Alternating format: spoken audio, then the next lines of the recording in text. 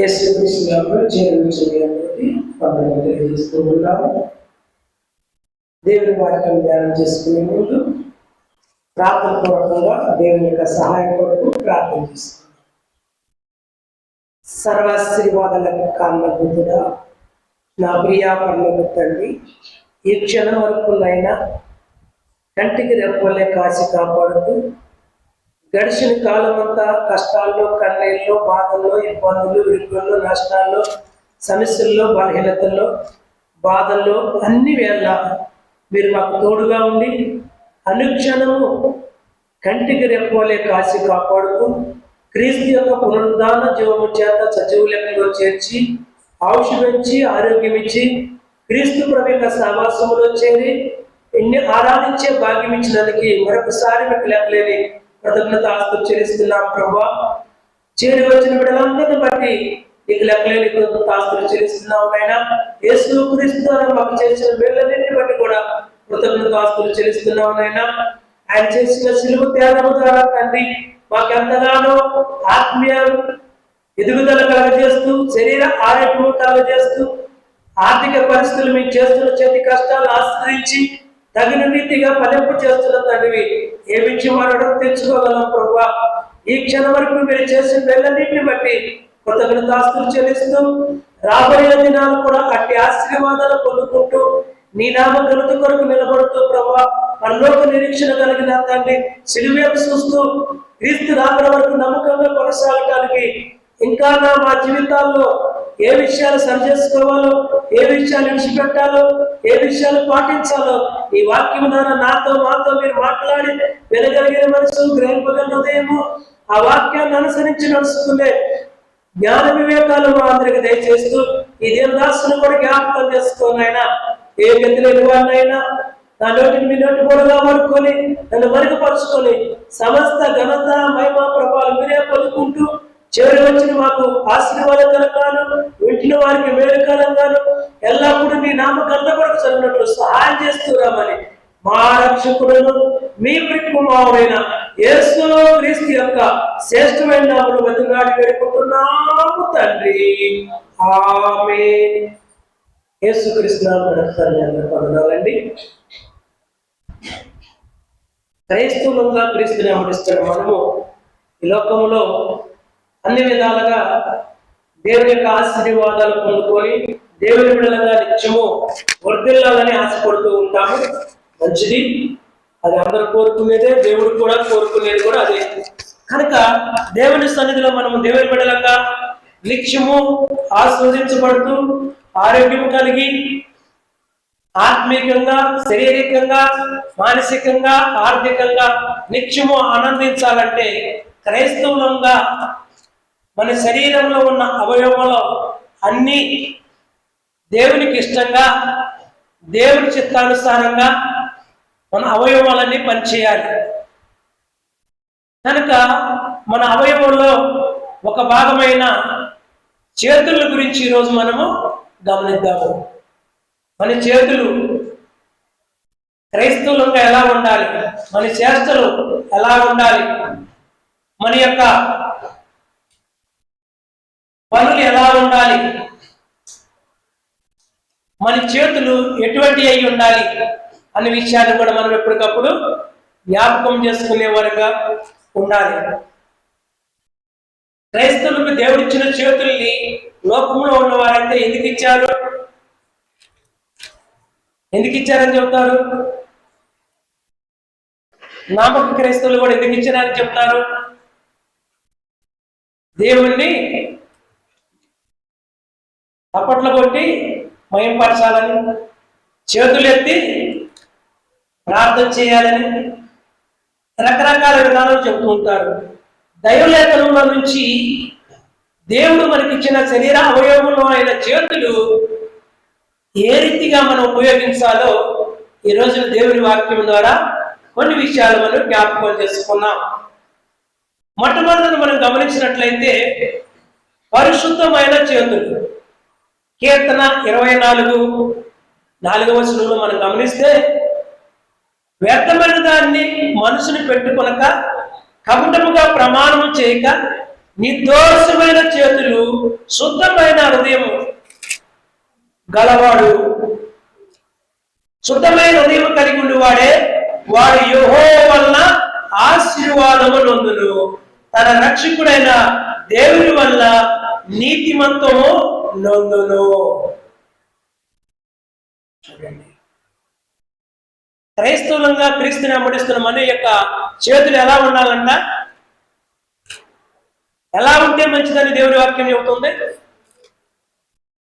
నిర్దోషమైన పరిశుద్ధమైన చేతులు కలిగి, శుద్ధ హృదయము కలిగి, ఎప్పుడైతే మనము దేవుని సన్నిధిలో, దేవుని యొక్క సహవాసములో, దేవుని యొక్క మాటలు విని ఆ ప్రకారంగా మన చేష్టలు ఉన్నప్పుడు అటువంటి వారు యెహోవా వల్ల ఏం చేయబడతారు? ఆశీర్వదించబడతారు. మనం ఆశీర్వదించబడాలంటే మొట్టమొదటిగా మన శరీర అవయవములైన చేతులు ఎలా ఉండాలండి? పరిశుద్ధమైన అంటే నిర్దోషమైన అంటే శానిటేషన్తోనూ హెడ్మాస్టర్తోనూ మంచి విలువైన సబ్బుతో శుభ్రంగా చేసుకోవటమా పరిశుద్ధంగా ఉండమండి? అందుకే అంటున్నాడు నిర్దోషమైనయు పరిశుద్ధమైన అంటే హృదయము మనం చేసే పనులు హృదయంలో మంచిగా ఉండాలి. మొట్టమొదటిగా మన హృదయం పవిత్రంగా ఉండాలి.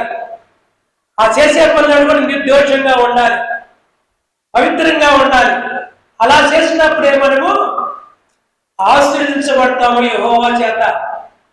మన రక్షకుడైన యేసుక్రీస్తు ద్వారా నీతిమంతులుగా తీర్చబడతాము. అంతేకాకుండా అటువంటి వారు ఎక్కడ ఉంటారట? పరిశుద్ధ స్థలములో, పరిశుద్ధమైన పర్వతం మీద ఉండదగిన వారు ఎవరైతే పరిశుద్ధమైన చేతులు కలిగి, శుద్ధమైన హృదయం కలిగి దేవుని సన్నిధిలో ఉంటారో వారే ఆశీర్వదించబడతారు. వారు ఎక్కడ ఉంటారట? పరిశుద్ధమైన పరలోక పట్టణంలో నివసింపదగిన వారు. ఆ సన్నిధిలో నివసించే యోగ్యత ఎవరికి ఉండదంటే ఎవరైతే పరిశుద్ధమైన చేతులు కలిగి, శుద్ధ హృదయం కలిగి దేవుని సన్నిధిలో నిలుస్తారో అటువంటి వారే అలా ఉండగలుగుతారని దేవుని వాక్యం మనకి తెలియజేస్తూ ఉంది. 7వ వచనం మనం గమనించినట్లయితే, గుమ్మములారా మీ తలలు పైకెత్తుడి, మహిమగల రాజు ప్రవేశించినట్లు పురాతనమైన తలుపులారా మిమ్మును లేవనెత్తుకొనుడి. మహిమగల ఈ రాజు ఎవడో? బలసూర్యుడు గల యెహోవా, యుద్ధశూరుడైన యెహోవా. చూడండి, మన దేవుడు మన హృదయంలో ప్రవేశించాలంటే శుద్ధ హృదయమై ఉండాలి. ఆ ప్రవేశించే దేవుడు ఎటువంటి వాడంట? బలశీరుడు, యుద్ధశూరుడు. మనం చేయనవసరం వల్ల, యుద్ధం చేయనవసరం వల్ల, నాకు బలం లేదండి, నేను ఎవరినో పోట్లాడి గెలవలేదండి, ఈ సమస్య నుంచి బయటపడలేదని నువ్వు అనుకుంటావంటే నీ గుమ్మము, నీ తల పైకెత్తాలి. హృదయం అనే గుమ్మము తెరిచి ఉండాలి. శుద్ధ హృదయంతో నేను పరిశుద్ధుని కంటే మీరును పరిశుద్ధంగా ఉండాలి. మొట్టమొదట మన హృదయం దేవునికి సమర్పించాలి. మన అవయవంలో ఉన్న, శరీర అవయవంలో ఉన్న వాటిని మనము దేవుని మహిమార్థంగా ఎలా ఉపయోగించాలంటే మొట్టమొదటిగా దేవుని సన్నిధిలో మన చేతులు పరిశుద్ధంగా ఉండాలి, హృదయం పరిశుద్ధంగా ఉండాలి. ఆ బలశూరుడైన యెహోవా, యుద్ధశూరుడైన యెహోవా మన యొక్క హృదయంలో ప్రవేశించి మనకి బలాన్ని దయచేయడానికి, మనకి గణపరచడానికి, ఆ శక్తిని మనం పొందుకోవడానికి మన హృదయం ఎలా ఉండాలంట? ఎప్పుడు తెరిచి ఉండాలి. పురాతనంగా ఎప్పటి నుంచో అనుకుంటున్నాం కానీ మన హృదయాలే తెరవట్లా దేవుని సన్నిధిలో మనస్ఫూర్తిగా. ఎక్కడే ఉంటాం కానీ హృదయం ఎక్కడ ఉంటుంది? ఇంటికాడ, బంధువులు ఫంక్షన్లు, స్నేహితులు, రక్త సంబంధులు, వాటి మీద ఉంటుందేమో వాళ్ళ హృదయం. అలా ఉండకూడదు. దేవుని మాట వాక్యమే దేవుడైన ఆ వాక్యము నీ హృదయంలో ప్రవేశించాలి. ఎప్పుడు ప్రవేశించాలంటే హృదయం తెరిచి ఉన్నప్పుడు. ఆ హృదయం ఎలా ఉండాలి? అవయవాలన్నీ, మన శరీర అవయవాలన్నీ దేవునికి సమర్పించుకొని ఉండాలి, ఏకాగ్రత కలిగి ఉండాలి. కనుక ఈ అవయవంలో మన చేతులు పరిశుద్ధమై ఉండాలి. అప్పుడే మనం ఆశీర్వదించబడతాము. మనకి బలాన్నిచ్చే సూర్యుడైన యెహోవా, యుద్ధ సూర్యుడైన యెహోవా, మహిమగల రాజుగా అంటే అధికారిగా మన యొక్క హృదయం పైన ఆయన అధికారం కింద పనిచేయగలుగుతారు. ఎప్పుడైతే ఆయన యొక్క ఆత్మ యొక్క శక్తిని మన హృదయంలో ఉంచుకుంటామో, ఆయన యొక్క అధికారాన్ని ఒప్పుకుంటామో, ఆహ్వానిస్తామో, పిలుస్తామో హృదయంలో, ఎప్పుడైతే హృదయశక్తి, శుద్ధ హృదయం కలిగి పరిశుద్ధమైన చేతులు కలిగి అట్టివారే ఆశీర్వదించబడతారు. అట్టివారు పరలోక పట్టణంలో, పరిశుద్ధ పట్టణంలో, పరిశుద్ధమైన పర్వతం మీద నివసింపగలుగుతారు, ఆయనతో కలిసి నివసిస్తారు. అట్టివారికే హృదయంలోనే బలసూర్యుడైన యెహోవా, యుద్ధసూర్యుడైన యెహోవా, మహిమగల ఆ రాజు, బలము కలిగిన ఆ రాజు మనలో ఉండగలుగుతాడు, లేకపోతే ఉండడండి. కనుక మన చేతులు శుద్ధ హృదయంగా ఉండాలి. రెండోది మనం గమనించినట్లయితే లేవీకాండము 28వ అధ్యాయము 7వ అధ్యాయం 28వ వచనం. లేవీకాండము, ఆదికాండము, నిర్గమకాండము, లేవీకాండము 3వ పుస్తకం, పాత పుస్తకంలో నుంచి 3వ ప్రారంభంలో ఉంటుంది. లేవీకాండము 7వ అధ్యాయము 7వ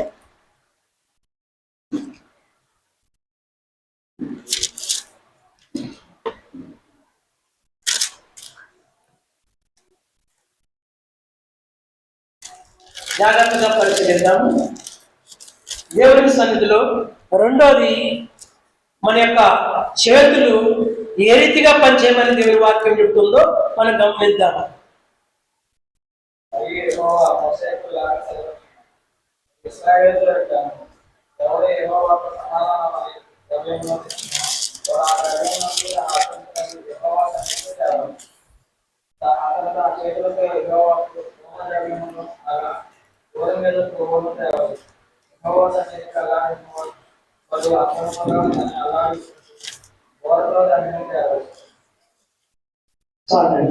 ఇక్కడ మనం గమనించినట్లయితే దేవుని వాక్యం చెబుతుంది, అర్పించే చేతులు, దేవునికి అర్పించే చేతులుగా మన చేతులు ఉండాలని దేవుని వాక్యం మనకి తెలియజేస్తుంది.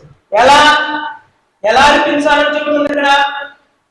యెహోవా మోషేతో ఇలాగూ సెలవిచ్చెను, నీవు ఇశ్రాయేలుతో ఇట్లను, ఎవడు యెహోవాకు సమాధాన బలి ద్రవ్యములను తెచ్చును, వాడు ఆ ద్రవ్యముల నుండి తను అర్పించినది యెహోవా సన్నిధికి తేవలను. అతను తన చేతులతోనే ఏం చేయాలంట? దేవుని సన్నిధిలోకి తీసుకొచ్చి నువ్వేదైతే ఇవ్వాలనుకుంటున్నావో ప్రాధాన్యతమైనది పాత నిబంధన ప్రకారంగా వారి చేతులతో దేవునికి అర్పణను అర్పించాలి. దాంట్లో అలా లేవియకాండం 7వ అధ్యాయం మొత్తం చదువుకుంటే అర్పించేది కూడా ఆ అవయవాలలో కూడా శ్రేష్టమైనది. అర్పించేది ఎలా ఉండాలండి? శ్రేష్టమైనదిగా ఉండాలి. శ్రేష్టమైనదిగా దేవునికి అర్పించే చేతులుగా మీ చేతులతోనే దేవుని సన్నిధికి తీసుకొచ్చి అర్పణలు అర్పించాలి.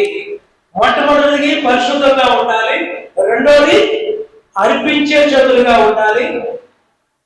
ఎలా ఉండాలి? కొత్త నిబంధన ప్రకారంగా కొరింథీయులకు రాసిన మొదటి పత్రిక గమనించినట్లయితే క్రైస్తవులుగా దేవుని సన్నిధిలో మనం అలా సమర్పిస్తున్నావా? దేవునికి ఎక్కువగా ప్రాధాన్యత ఇచ్చి సమర్పించగలుగుతున్నావా మనం? కొరింథీయులకు రాసిన మొదటి పత్రిక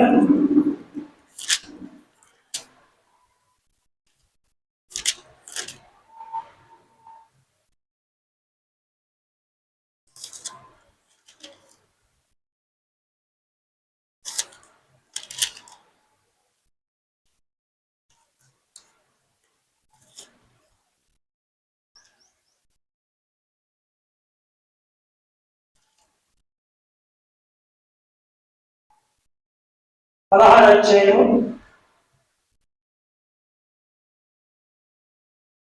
1 నుంచి 2 వచనాలు.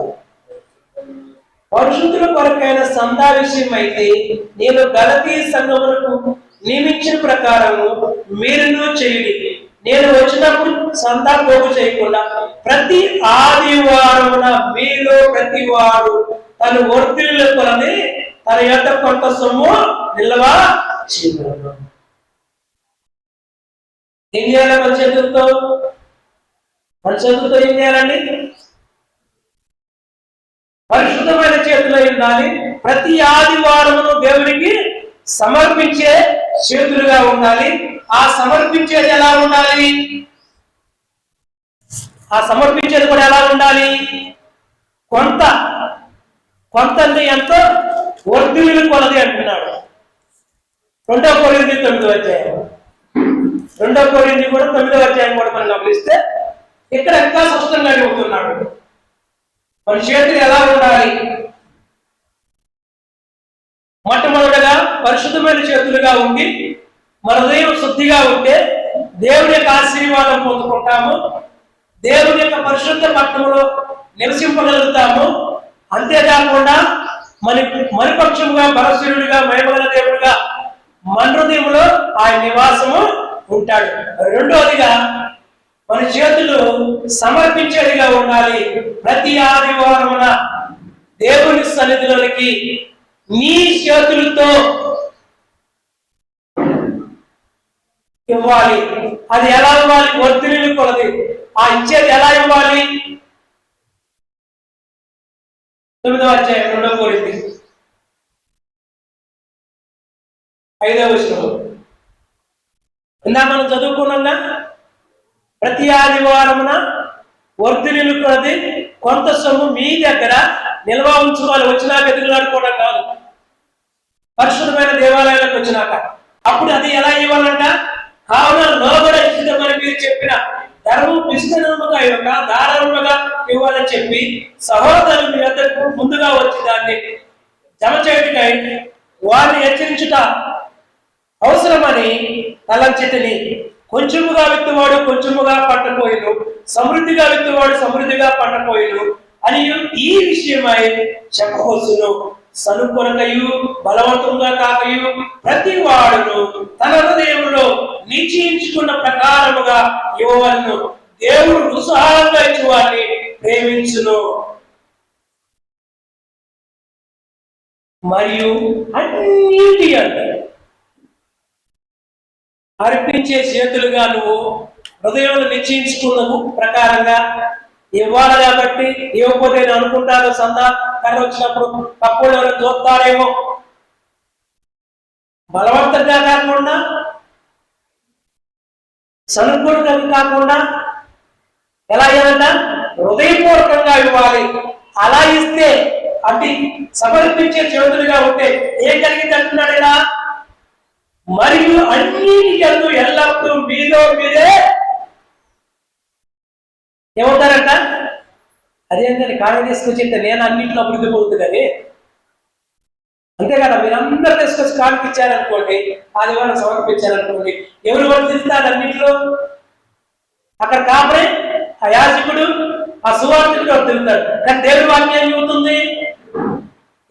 జాగ్రత్తగా గమనిద్దాం. 8వ వచనం.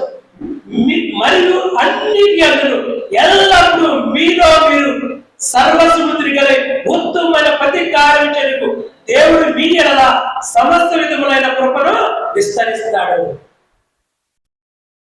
మన చేతులు ఎలా ఉండాలి? పరిశుద్ధమైన చేతులుగా ఉండాలి. రెండోది సమర్పించే చేతులుగా ఉండాలి. అప్పుడే అన్ని విషయాల్లో సర్వ సమృద్ధి కలిగిన వారంగా ఉంటాము. సర్వ సమృద్ధి కలిగిన వారంగా ఉంటాం. అట్టి కృప కూడా ఏం చేసిందంటే మన పట్ల విస్తరించింది ఆయన కృప. ఇంకా మనం గమనించినట్లయితే మూడవది కొంచెం జాగ్రత్తగా పరిశీలిద్దాము. మూడవది పనిచేయు చేతులు. నిర్గమకాండము 35వ అధ్యాయం. ఆది కాండము తర్వాత నిర్గమకాండము పాత నిబంధన స్టార్టింగ్ లో జరుగుతుంది. 35 వచ్చాయి.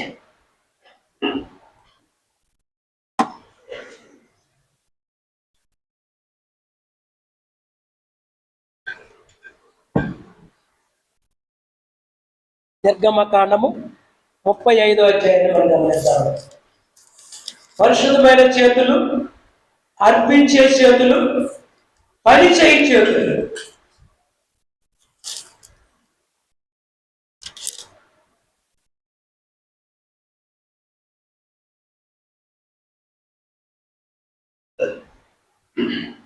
ఇరవై 24 నుంచి కూడా చదువుకున్నాం. జాగ్రత్తగా పరిశీలించండి. వెండిని కానీ ఇత్తడిని కానీ ప్రతిష్ఠించిన ప్రతి వాడు యెహోవాకు ఆ అర్పణలు తెచ్చి ఆ సేవలో ఏ పనికి నేను వచ్చు తుమ్మకర ఎవని యొద్ద ఉండునో వాడు దాన్ని తెచ్చను. మరియు వివేకం ఉదయము గల స్త్రీలందరూ తమ చేతులతో ఒడికిన నేల ద్రోణ రక్తవర్ణము గల నూలు సన్ననార నూలును తెచ్చిరి. ఏ స్త్రీలు జ్ఞాన హృదయం గలవారై ప్రేరేపింపబడుతురో, ఇది చాలా జాగ్రత్తగా గమనించాలి. ఎవరి హృదయం అయితే ప్రేరేపింపబడుతురో వారందరూ మేక వెంట్రుకల ఒడిగా ప్రధానుల విభోజును పథకములను చెక్కు రత్నములను లేత పచ్చలను సుగంధ ద్రవ్యములను దీపమునకు అభిషేక తైలములను పరిమళ దోపమునకును తైలమును తెచ్చిరి. మోసే చేయవల్లని యెహోవా ఆజ్ఞాపించిన పనులన్నింటి కొరకు ఇశ్రాయేలులో పురుషులేమి స్త్రీలేమి తెచ్చుటకు ఎవరి హృదయములు వారిని ప్రేరేపించను వారందరూ మనసు పూర్తిగా యెహోవాకు అర్పణలు తెచ్చిరి. చేతులతో ఏం చేయాలంట? పనిచేసి దేవుడికి సమర్పించాలన్నది. కష్టపడి మంచి పని చేసి దాంట్లో నుంచి ప్రథమంగా మొట్టమొదటగా దేవుడికి ప్రాధాన్యత ఇవ్వాలి. పనిచేసే చేతులుగా ఉండాలి. దేవుడి సన్నిధిలో ఎలా ఉండాలంట? పనిచేసే చేతులుగా ఉండాలి. కష్టపడి, మీకు అర్థం కావడం కోసం ఎన్ని సంవత్సరాలు అట్టే ఉంటాయి. చేత కలిగిన వాళ్ళు ఆ రోజులలో దేవాలయము తెరలో ఉండేవి. పరిశుద్ధమైన స్థలము, అతి పరిశుద్ధమైన స్థలము, ఆభరణము, వీటికి వాటికి అడ్డతెరలు ఉండేవి. వాటిని ఎవరు ప్రేరేపించబడ్డారో వాళ్ళ చేతులతో పనిచేసి ఒడికి దేవుని సన్నిధిలో సమర్పించారు. దేవుని పని నిమిత్తమై కష్టపడి దేవుని కోసం నేను దేవుని పనిలో, దేవుని ఆలయంలో, దేవుని సువార్త పరిచయంలో, దేవుని గురించి చెప్పే విషయంలో నేను దానికోసమే కష్టపడి తీసుకొచ్చి సమర్పించాలి. ఎవరు? పురుషులే కానీ స్త్రీలే కానీ ఎవరైతే ప్రేరేపించబడ్డారో హృదయపూర్వకముగా మనస్ఫూర్తిగా అది దేవుడికి సమర్పించాలి. అలా సమర్పిస్తే మాకేం ప్రయోజనం ఉండదు సార్. నా మనం చదువుకున్నాగా పరిశుద్ధమైన చేతులుంటే ఏం జరిగింది? పంచిపెట్టే అర్పించే చేతులుంటే ఏం జరిగింది? సర్వ సమృద్ధి. పనిచేసే చేతులుంటే ఏం జరిగింది? నీకు ఏం జరిగింది? నీ జీవితంలో ఎంత మేలు జరిగింది? దశలోనికి రాసిన 2వ పత్రిక 3వ అధ్యాయం, దశలోనికి రాసిన 2వ పత్రిక 3వ అధ్యాయము, కొత్త నిబంధన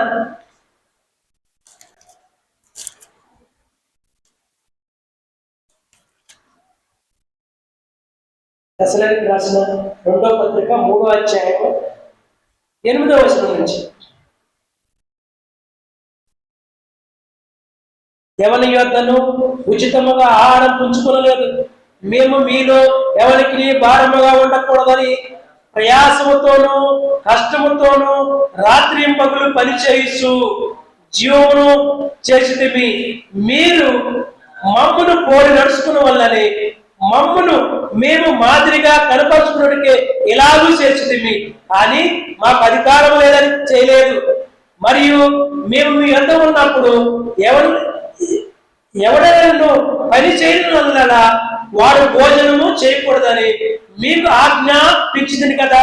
మీలో కొందరు ఏ పని చేయక పరుగు జోలికి పోరుస్తూ అక్రమంగా నడుచుకొరుస్తూ పిలుస్తున్నాను.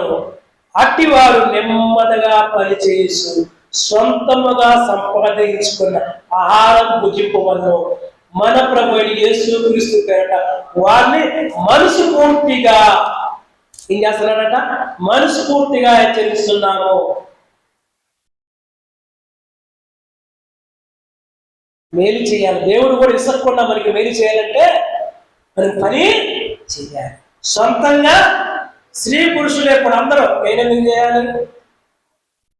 స్త్రీ పురుషులు కూడా కష్టపడి పని చేయాలి. దేవుడి సన్నిధిలో పని చేయాలి, కుటుంబంలో పని చేయాలి, కష్టపడి పని చేయాలి. దాని ద్వారా వచ్చిన ద్వారానే నీ అవసరం తీర్చుకోవాలి, దేవుని అవసరం కూడా తీర్చాలి. మనం చేస్తున్నామా? నల్లాలేనమ్మ కుర్చీ లేని బతివాలాల్సింది. అటు పడే బాకండమ్మా దీంట్లోనే ఏంటంటే బతివాలాల్సి వస్తుంది. ఇప్పుడు కట్టే ఉండే నా కోయిపడి లేక తీయకపోతే సార్ క్లాసులు ఇస్తాను. చూడండి, మేము అధికారం లేక చెప్పలేక కాదు, అదే చెబుతున్నాడు పౌలు గారు. ఎవరికి భారంగా ఉండకూడదని మేమే ప్రయాసపడుతూ ఆ పనులన్నీ చేసుకుంటున్నాం. మాదిరి మీకు చూపిస్తున్నాం. ఏమంటున్నాడు ఇక్కడ? మాదిరి మేము మీకు చూపిస్తున్నాం. మీ చేతులు ఎలా ఉన్నాయా? నీకు మేలు కలుగుతాయి. అదే చెబుతున్నాడు ఇక్కడ. సహోదరులుగా మీరైతే మేలు చెట్టులో విసుగవద్దు. ఈ పత్రిక మూలంగా మేము చెప్పిన మాటకు ఎవడైనా లోబడని ఇలా అతన్ని కనిపెట్టి అతడు సిగ్గుపడు నిమిత్తము అతనితో సాంగత్యం చేయకూడదు. శత్రువును ప్రేమించాలంటాడు, కానీ దేవుని సన్నిధిలో విషయంలో, దేవుని పని విషయంలో మన చేతులు ఎలా ఉండాలి? శుద్ధ మనసుతో పని చేయాలి. అలా పంచిపెట్టే విషయంలో, పరిశుద్ధమైన చేతులు పనిచేసే విషయంలో, అర్పించే విషయంలో నీ చేతులు ఎలా ఉంటాయి? అవయవాలను గురించి, ఒక చేతుల గురించి మనం ఈరోజు జాగ్రత్తగా పరిశీలిస్తున్నాం. మన చేతులు ఎలా ఉన్నాయి? నువ్వు ఆశీర్వదించబడాలి, ఆ పరలోక పట్టణంలో, పరిశుద్ధ పట్టణంలో నివసించాలి అంటే సర్వ సమృద్ధి కలిగిన వాడిగా అన్ని విషయాల్లో, మరి కొన్ని కాదు, అన్ని విషయాల్లో సర్వ సమృద్ధి కలిగిన వారిగా ఉండాలంటే మన చేతులు, మన శరీర అవయవంలో ఉన్న చేతుల యొక్క విధానము, ఆ శాస్త్రాలు ఎలా ఉండాలో దేవుని వాక్యం మనకి ఇదిగా తెలియజేస్తుంది. నీ హృదయంలో ప్రేరేపించుకున్నదే, బలవంతంగా కాదు, సరుకులుగా కాదు. వాళ్ళు అంటున్నారు కాబట్టి ఇంకా చాలా మంది ఒకళ్ళు చేద్దామని ప్రేరేపించినా కానీ వాళ్ళు ఏం చేస్తారు? నువ్వెప్పు గొప్పదానికి నువ్వేగా చేద్దాం, రకరకాలుగా వాళ్ళని వెనక్కి లాగే వాళ్ళు ఉన్నారు. అటువంటి పరిస్థితుల్లో మనం ఎలా ఉండాలి? నాలుగోది, ప్రార్థించే చేతులు. అటువంటి అప్పుడు మనం ఎలా ఉండాలో చెబుతున్నాం. మనకి ముందు ప్రేరేపించబడితే దేవుని పని చేస్తే మంచిది, మనకి ఆశీర్వాదం దీవెనని మనకి తెలుసు. అలా చేద్దామని ఆలోచించి చేస్తున్నా కానీ చేయలేకుండా చెడగొట్టే వాళ్ళు చాలా మంది. అటువంటి వారి విషయంలో మనం ఎలా ఉండాలి? నిర్గమకాండము 17వ అధ్యాయము 10వ వచనము, 2వ పుస్తకము పాత నిబంధన ఆదికాండం ముందు ఉంటుంది. నిర్గమకాండము 10వ అధ్యాయము 17వ అధ్యాయము 10వ వచనము.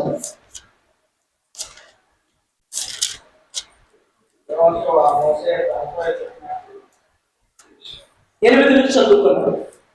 59వ పేజీ, నిర్గమకాండం 17వ అధ్యాయం 8వ వచనం నుంచి. తరువాత అమలేకీయులు వచ్చి కెబెదీయులు ఇశ్రాయేలుతో యుద్ధము చేయగా మోషే యెహోవాతో మన కొరకు మనుషులు ఏర్పరిచి వారిని తీసుకొని బయలువెళ్ళి అమాలేకులతో యుద్ధము చేయము. రేపు నేను దేవుని కర్ర చేత పట్టుకొని ఆ కొండ శిఖరం మీద నిలిచినను. యెహోషువ మోషే తనతో చెప్పినట్లు చేసి అమాలేకులతో యుద్ధం మాడెను.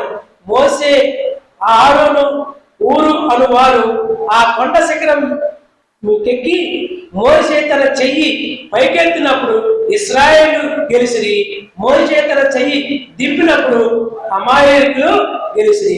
మోషే చేతులు బరువెత్తగా వారు ఒక్క రాయి తీసుకుని వచ్చి అతన్ని దాని మీద కూర్చొనిపటికాయ దాన్ని వేసిరి.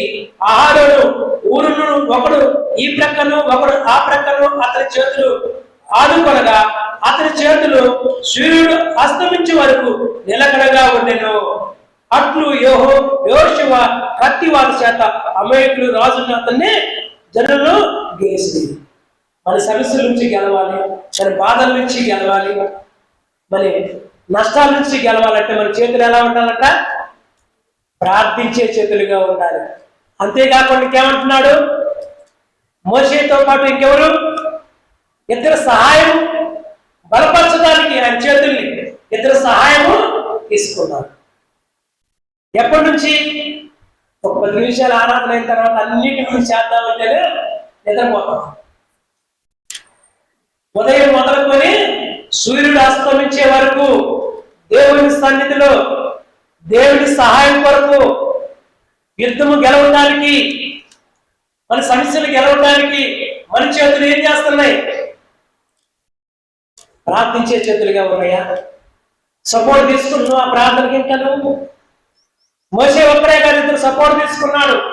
ఉదయం నుంచి సాయంకాలం వరకు చేతులు సాచి ఆయన సహాయం కోసం ఎదురు చూడాలంటే గురువెక్కి నొప్పులు వస్తున్నాయి. కొంచెం సహాయం తీసుకున్నారు బలపరచడానికి. చేతులు తిప్పని ప్రార్థన తగ్గిందని అయిపోతున్నారు, ఓడిపోతున్నారు. దేవుని బిడ్డలు ఓడిపోవడానికి కారణము ప్రార్థించే చేతులు లేకపోవడం. నువ్వు ప్రార్థిస్తే గెలుస్తావు యుద్ధంలో.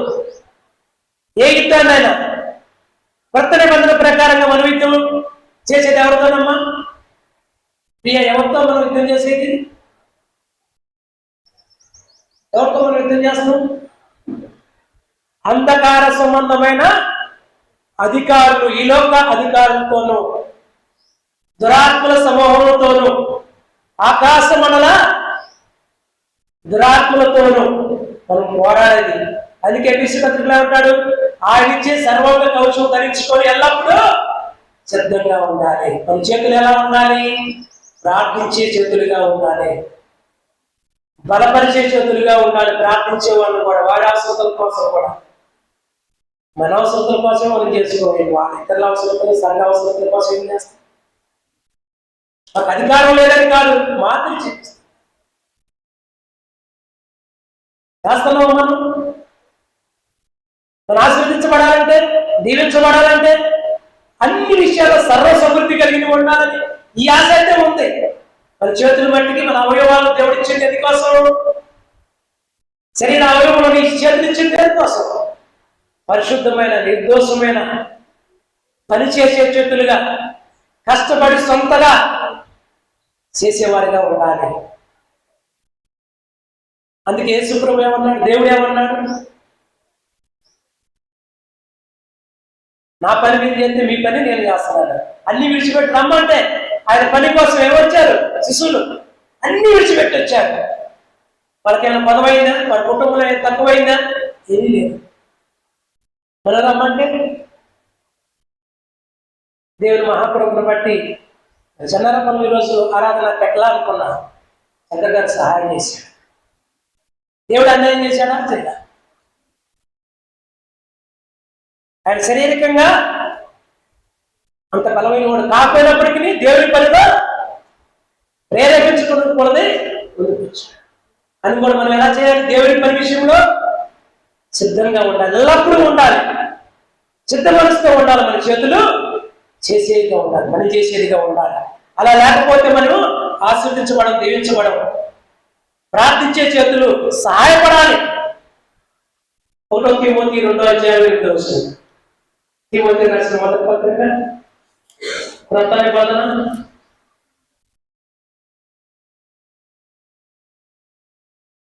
2:8.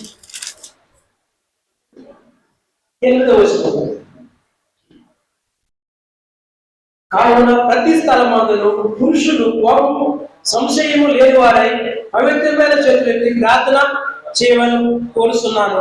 మరియు స్త్రీలు అనుకువయు స్వస్థబుద్ధి గలవారై ఉండి తగు మాత్రపు వస్త్రమును చేతగేని గాని జడలతోనూ బంగారంతోనూ ముత్యములతోనూ మిగిలిన వెలగల వస్త్రములతోనూ అలంకరించుకొనక దైవభక్తి కలిగిన వారని చెప్పుకొని స్త్రీలకు తగినట్టుగా సత్క్రియలు చేయండి, తమను తాము అలంకరించుకునే వాళ్ళు.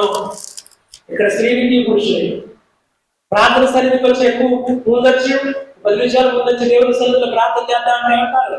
ఇవన్నీ సరిపుణ్యాలు సరిపోతుంది. ఈ లిస్ట్ మొత్తం మనకి ప్రార్థించడానికి సమయం అంతా దీనికే సరిపోతుంది. ప్రార్థించడానికి సమయం సరిపోతుంది. దేవుని సన్నిధి దేవుని సన్నిధికి రావాలంటే అట్లా ఎన్ను వేసుకోవద్దంట్లా, కానీ సమయం అంతా దీనికి అర్థం చేస్తున్నారు మీరు. భక్తి గల స్త్రీలు అయ్యుండి కూడా అంత అవసరం లేదు. దేవునికి హృదయాలంకరణ కావాలి. దేవుని సన్నిధిలో ప్రార్థించే విధానంలో తగ్గింపు స్వభావం కావాలి, తగు మాత్రంగా ఉండాలి. పురుషుడు కూడా ఎలా ఉండాలి? సంశయమును ఏ భేదం లేకుండా ప్రతి స్థలం ఉంది ఎక్కడైనా ప్రార్థించేవాడిగా ఉండాలి. అది చేతులు ఎలా ఉండాలన్నా ప్రార్థించే చేతులుగా ఉండాలి.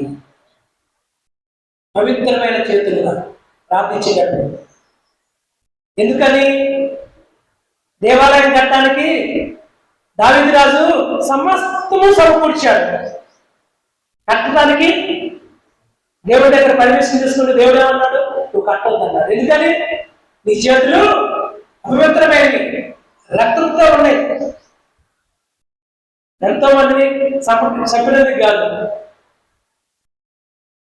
పశ్చిమ విషయంలో చేసిన తప్పును బట్టి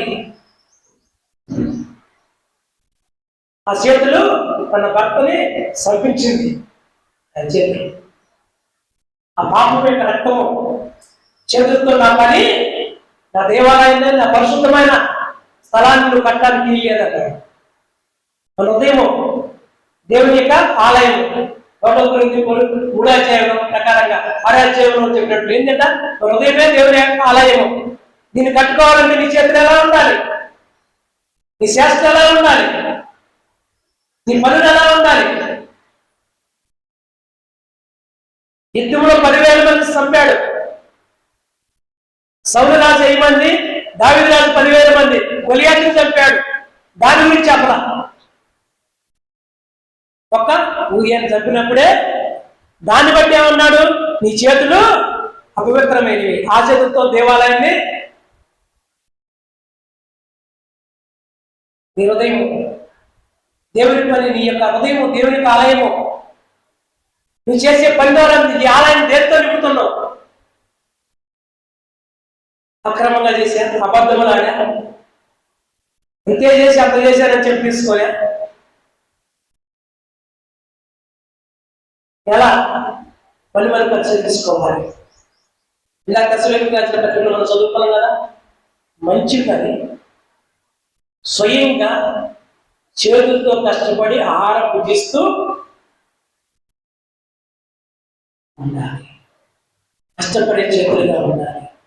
హృదయంలో ప్రేరేపించిన కూడా పురుషులేమి స్త్రీలేమి వాళ్ళందరూ దేవుని సన్నిధిలోకి వచ్చి సమర్పించి దేవుణ్ణి మయంపరిచి దేవునికి ఆశీర్వాదం పొందుకున్న వారిగా ఉన్నారు. మనం అలా ఉన్నామా లేదా? అలా ఉండకుండా మన యొక్క జీవితాలు ఎలా ఉంటాయి?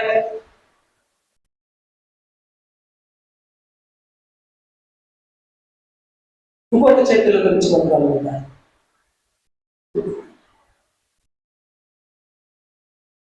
పని చేసే ప్రార్థించే చేతులు, పంచిపెట్టే చేతులు.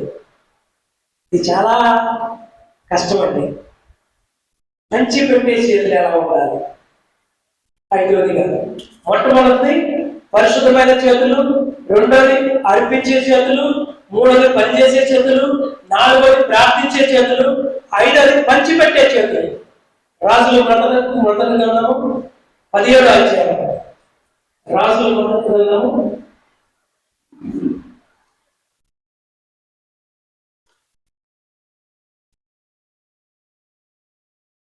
17వ అధ్యాయము 10వ వచనం నుంచి 14వ వచనం.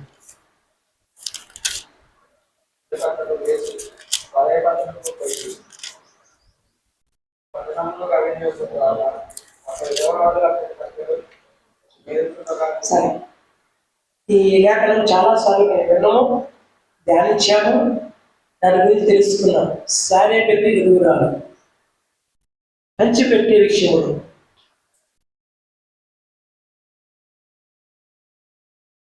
ఏలియా ఆ ప్రాంతానికి వచ్చినప్పుడు ఆ ప్రాంతం చుట్టూ సైన్యం ముట్టి ఉంది. ఆహారం సంపాదించుకోవటానికి అవకాశం లేదు, పొలంలో పోవడానికి లేదు, లోనికి రావడానికి లేదు, చుట్టుముట్టు ఉంది. ఆహారం అంతా అయిపోయింది. ఆకాశం నుంచి వర్షము పడట్ల, మనసు కొరవట్ల, పులజనగా మనసు కురిసి శీతాకాలం పండింది. కానీ అసలు మనిషి కూడా పొరవట్లేదు. ఎన్ని రోజులు? 3.5 సంవత్సరాలు. ఒకరోజు 2 రోజులు కాదు. ఆ పరిస్థితులు, వర్షం లేదు, పనులు లేదు. ఈ సంవత్సరం కూడా చాలా మందికి కూలిపోయే పని వాళ్ళకి చాలా వ్యవసాయ విషయంలో నష్టపోవటం వల్ల, సరైన పంట లేకపోవడం వల్ల ఏం జరిగిందంట, అలా మంది పనులు లేదు, అల్లాడిపోతున్నారు కుటుంబాలు నడిపించుకోవడానికి. అటులు కానీ ఇటు కానీ నా పరిస్థితులు పళ్ళు దొరకటాయి. అదే పరిస్థితి. ఆ పరిస్థితుల్లో కూడా సారేపతి యొక్క ఎదుగుడాల యొక్క చేతులు ఎలా ఉన్నాయండి? మంచి పెట్టేదానిగా ఉంది. ఏది మొట్టమొదటిగా మళ్ళీ ఆ మాట కూడా చదువుకున్నాము 10వ వచనం నుంచి 17వ అధ్యాయము మొదటి రాజుల గ్రంథము. అందుకు అతడు లేచి సారేపతి పోయి పట్నం గౌరీ వద్దకు రాగా ఒక విధవరాలు అతడు కట్టెలు వెనుక చూసి ఆమెను పిలిచి, త్రాగుటకై పాత్రలో కొంచెము నీళ్లు నాకు తీసుకొని రమ్మని వేడుకునేను. ఆమె నీళ్లు తేవస్తుండగా చెప్పగానే అసలు చేయగలుగుతామని మనం పొలంలో నీళ్లు ఊరి బయటికి పోయి పుల్ల ఏర్పరచుకోవటానికి పోయినామని బయట నుంచి బాటసారిగా వస్తున్నాడు ప్రయాణం అయ్యి, అమ్మ కొంచెం మంచినీళ్ళు ఇవ్వంటే తీసుకురాలేక పోతుంది ఇంటికి. మన దగ్గర లేవు. అప్పుడు మనం వెళ్ళిపోతామా? ఊళ్ళోకి పోయమ్మా, ఊళ్ళోకి కొంచెం దగ్గరికి పోతే ఊళ్ళోకి పోతాం, ఆడ పలానా చాటు ఉంటే తీసుకొని తాగంట. పని వదిలిపెట్టి, తను వచ్చిన పని వదిలిపెట్టి చెప్పిన వెంటనే ఏం చేస్తుందట? సహాయం చేసేసారు. వెంటనే పరుగున నీళ్ళు తేడానికి బయలుదేరింది. నీళ్ళతో పాటు, అయ్యా అమ్మా కొంచెము ఆహారం కూడా తీసుకురమ్మన్నారు. అప్పుడు ఏమంటుంది? అయ్యా ఆహారం లేదు, కొంచెం పిండి, కొద్దిగా నూనె ఉంది. నేను ఎదవరాలండి, భర్త లేడు, ఒకడే కుమారుడు, ఏ సహాయం లేదు, ఇంట్లో కూడా ఏమీ లేదు. అయ్యా కొంచెం పిండి, కొంచెం నూనె ఉంది, దాన్నే రొట్టెసి కాల్చుకొని తిని ఇక దీంతో నా జీవితం ముగిసి అనుకోవటం కోసమే వచ్చామయ్యా కట్లేరుకోవటానికి అన్నారు. మనం సర్వ సమృద్ధి కలిగిన వారి నుండి ఆదివారము ఆరాధన అంటే ఏం చేస్తున్నామండి? ఎంత నిర్లక్ష్యం చేస్తున్నాం. ఆ రోజు బాగుపోతే నీకు ఎలాగా? ఆ రోజు పోకపోతే నువ్వు నీ దాంతోనే జీవితమా? వీళ్ళకైతే దాంతోనే జీవితమే కదా, ఏదో అవకాశమే కదా, బ్రతికే లేదు, సరిపోవడమే కదా. కానీ ఏమైతే ఏం చేసిందండి? ఆ కొంచెంలోనే మొట్టమొదటిగా నాకు ఒక చిన్న నీ చేతులతో ఒక చిన్న అప్పము చేసి తీసుకురామ్మకి తీసుకొచ్చి ఇచ్చిందండి. ఇస్తే ఏం జరిగింది తెలుసా మీకు? తెలుసుగా రాజ్యాన్ని చదువుకున్న తర్వాత కష్టం ఎంత గొప్పగా ఆ వచనం కూడా చదువుతారు. 15వ వచనం, ఇశ్రాయేలు దేవుడైన యెహోవా సెలవిచ్చిన ఉన్నాడు. అంతటా ఆమె వెళ్ళి ఏలియా చెప్పిన మాట చొప్పున చేయగా అతడు ఆమె ఇంటి వారును అనేక దినములు భోజనం చేయి వచ్చింది. యెహోవా ఏలియా ద్వారా సెలవిచ్చిన ప్రకారము రొట్టెలో ఉన్న పిండి తొట్టిలో ఉన్న పిండి తక్కువ కాలేదు, గుడిలో ఉన్న నూనె అయిపోలేదు. దేవునికి సమర్పిస్తే ఏమైందండి? చేతులతో చేసి పంచి పెడితే ఏమైంది? కొత్త నిబంధనలో యోహాను సువార్తలో చిన్నవాడు 5 రొట్టెలు 2 చేపలే ఉన్నాయి. ఏం చేశాడు? దేవుడికి ఇచ్చాడు, పంచిపెట్టాడు. గుణం ఉంది ఆయనకి.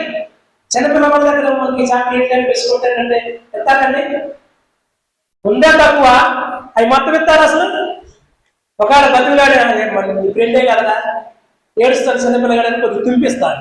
కానీ నేనేం చేశాడన్న పంచిపెట్టే గుణం ఉంది, ఇచ్చాడు. యేసుక్రీస్తు చేతులు పెట్టాడు. ఏమైపోయింది? 5,000 మంది తినగా మళ్ళీ 7 గంపలు పంచి పెట్టే చేతులు దానికి పెడితే తనకి ఉండదుగా, ఆ చిన్నవాడికి ఉండదు. అది పంచి పెడితే దానికి ఏముండదు. కానీ పంచి పెడితే దేవుడు ఆశ్రయిస్తాడనే విశ్వాసం ఆయన ఉంది. అలా పంచిపెట్టాడు కనుక తను తృప్తిగా తిన్నాడు. తనతో ఉన్న ప్రజలందరికీ తృప్తిగా పెట్టడానికి దేవుని యొక్క మహిమను మనము మన పిల్లల విషయంలో మనం ఎలా చేస్తాము? పంచిపెట్టే మనిషి తినవా? పనిచేసే మనిషి కలగజేస్తున్నావా? అలా బలపరుస్తున్నావా? చేతులు మనం ప్రార్థించే చేతులుగా మన పిల్లలు బలపరుస్తున్నావా? పంచిపెట్టే గుణము, ఆ లక్షణము అవసరంలో ఉన్న వారికి ఆ గుణ లక్షణాలు మన బిడ్డలకి కలిగిస్తున్నావా? ఒకసారి మనం చూసుకోవాలి, పరీక్షించుకోవాలి. అవసరంలో ఉన్న వారికి ఆ రోజు 3 రోజులు అయింది భోజనాలు లేక, అవసరంలో ఉన్న అందరూ తన దగ్గర మట్టికి కొంచెం ఉండదు. పంచిపెట్టే చేతులుగా ఉన్నారు. అలా పంచిపెట్టినప్పుడు వారి జీవితంలో ఎంతో మేలు ఆశీర్వాదము పొందుకున్నారు. ఎంత దీవెన పొందుకున్నారండి? ఆయన దగ్గర ఒక తెలంగాణ మిగిలితే 2 1 మిగిలిద్దే, కానీ ఇప్పుడు ఎంత మిగిలింది? 7 గంపలు. తృప్తిగా తెలంగా మళ్ళీ చాలా మంది ఏంటంటే దేవుడికి ఇస్తే మనకి సరిపోతుందో లేదు. దేవుని సన్నిధిలో ఇచ్చేటప్పుడు అందుకే కొన్ని పద్ధతులు ఇందాకేమన్నాడు? ఎంత విత్తుకుంటున్నావో అంతే పంట కోసుకుంటావు. లేకపోతే వచ్చింది ఉంటుంది, కానీ జాలి సంచులు వేసినట్టు ఆ భాగానికో ఈ సైజుకో ఆ సైజుకో వెళ్ళిపోతున్నావు. నువ్వు ఎక్కువ పంట కోసుకోవాలంటే నీ చేతులు సమర్పించేదిగా ఉండాలి, ప్రార్థించేదిగా ఉండాలి, పనిచేసేదిగా ఉండాలి, పరిశుద్ధంగా ఉండాలి. ఆఖరగా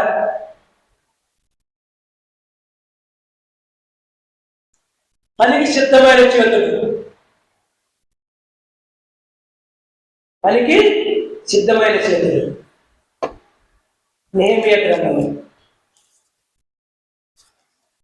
చాలా కష్టము. 2వ అధ్యాయం ఇలా 2వ అధ్యాయం నుంచి మనం ఎవరికి చదివితే మంచిదంటే 4వ అధ్యాయం మొత్తం చదివితే మంచిది. కానీ ఇదంతా చెప్పడానికి సమయం దొరకదు కనుక సరిపోదు కనుక నేను కొన్ని విషయాలు మాత్రమే తెలియజేస్తాను. నెహెమ్యా గ్రంథం తీసుకోండి, 402వ పేజీ. నెహెమ్యా గ్రంథము పాత నిబంధన 402వ పేజీ, 2వ అధ్యాయము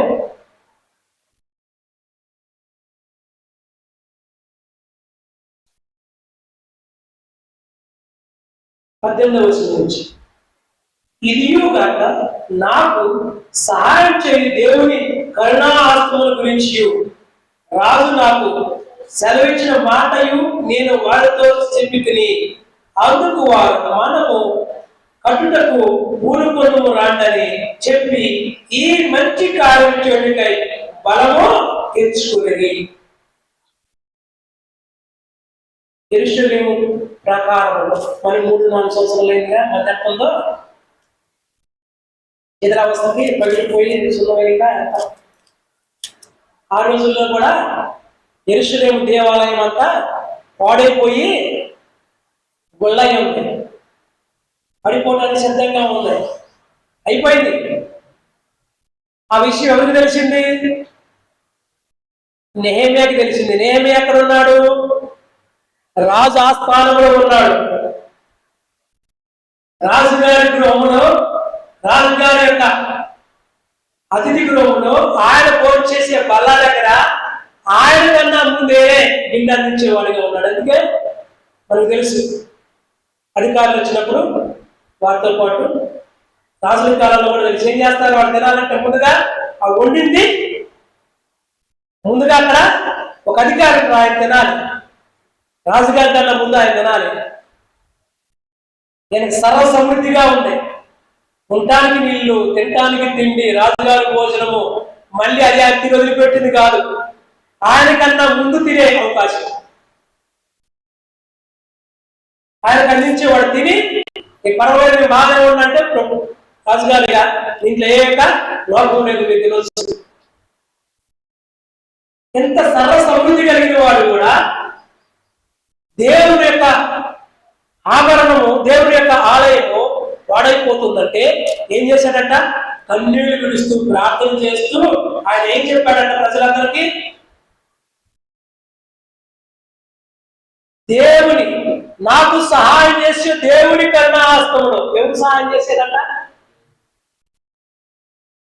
దేవుని చేతులు నాకు సహాయం చేస్తానే కనుక ఆ మంచి పని చేయడానికి నేను ఇక్కడ సర్వ సమృద్ధిగా అన్ని తిరుగుకుంటూ కూర్చుంటానా, నేను వెళ్తా అని చెప్పి రాజుగారి దగ్గర పర్మిషన్ తీసుకొని వెళ్ళి అక్కడున్న దేవుడి బిడ్డలందరినీ ప్రేరేపించాడండి. అక్కడున్న దేవుడి బిడ్డలందరినీ కూడా ప్రేరేపించాడు.